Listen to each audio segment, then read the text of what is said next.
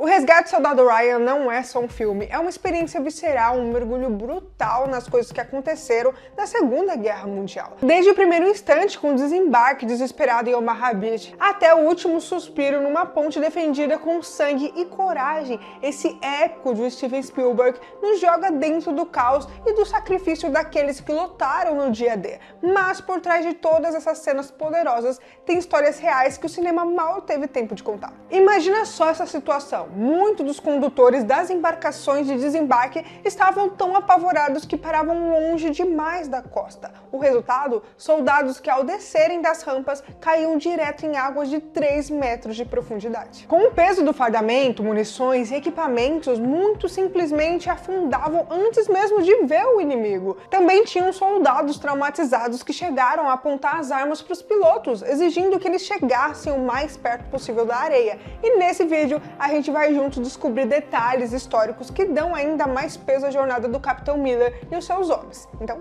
bora pro vídeo.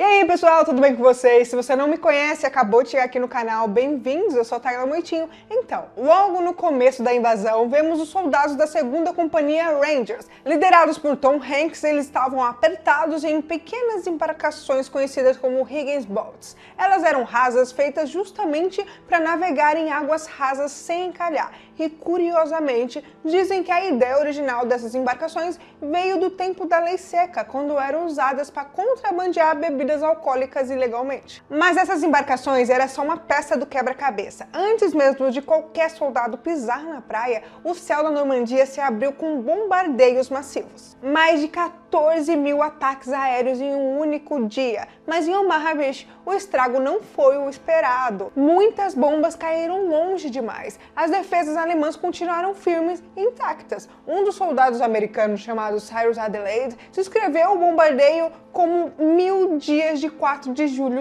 enrolado em um só, mas infelizmente o impacto foi mais barulhento do que eficaz. Mais de 7 mil navios e quase 200 mil marinheiros fizeram parte da operação. E mesmo com o apoio britânico e canadense, a missão foi sangrenta. Os soldados haviam comido um café da manhã reforçado, com bacon e ovos, mas aquele balanço do mar e o medo fizeram com que muitos passassem mal antes mesmo de desembarcar. Um general que estava do lado errado do vento aprendeu isso da pior forma. Em Omaha Beach, a resistência foi feroz. Dias antes da invasão, uma divisão alemã tinha reforçado aquela área. Era um verdadeiro campo de morte. A cena do filme se passa no setor Dog Green, um dos mais protegidos e perigosos. Conforme os barcos se aproximavam, o som metálico das balas batendo no casco deixava claro: ali não tinha misericórdia. Testemunhos reais descrevem a cena como um pesadelo. Um sargento perdeu o tenente assim que a rampa baixou e teve que assumir o comando no meio desse inferno. Otlowski relatou que durante o avanço eles se depararam com um soldado carregando cabos de comunicação nas costas.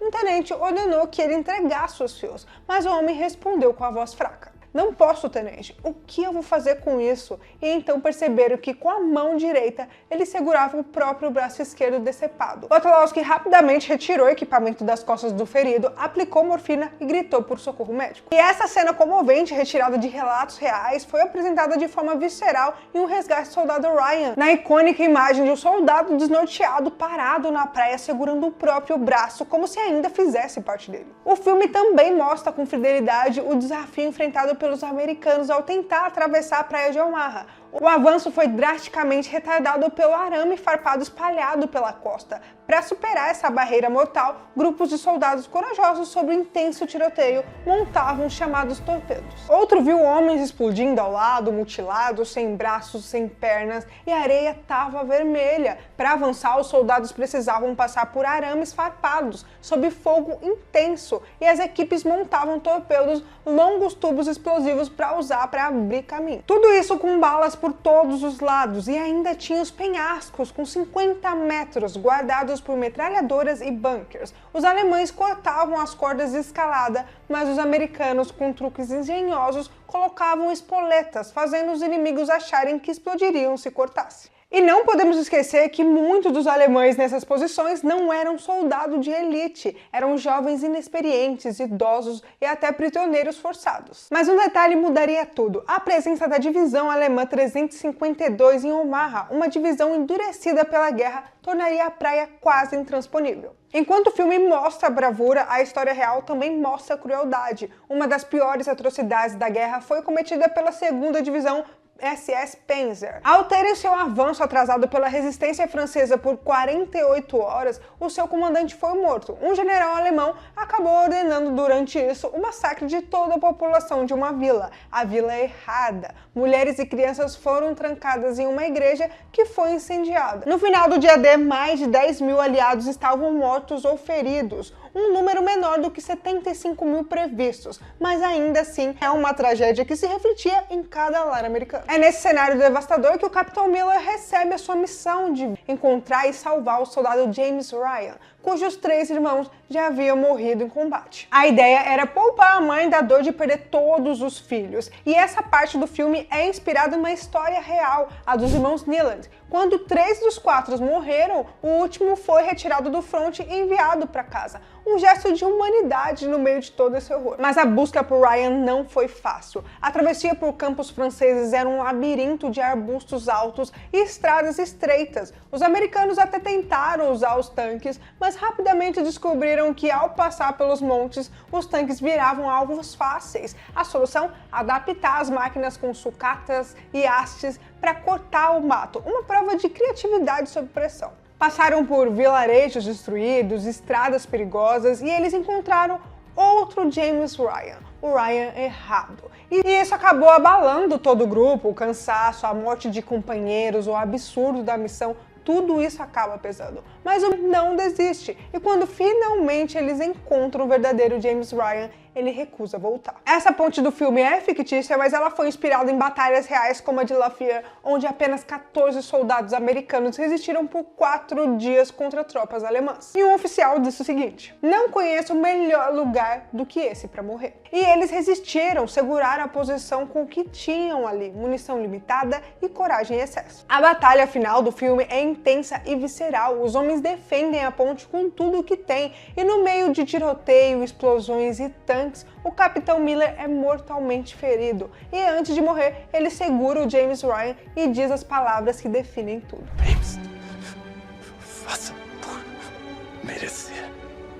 E essas palavras carregam o peso de todos que se foram ali por aquela chance de viver. Tempos depois, a gente vê o Ryan, agora idoso, diante do túmulo do Miller, se perguntando se viveu uma vida digna dos sacrifícios feitos por Miller e seu esquadrão. Bom, acho que o filme do Resgate do Soldado Ryan não é só uma obra-prima do cinema de guerra, é um espelho que nos obriga a olhar para dentro de nós, sabe? É um lembrete de que a liberdade tem um preço e que algumas vidas custaram muitas outras.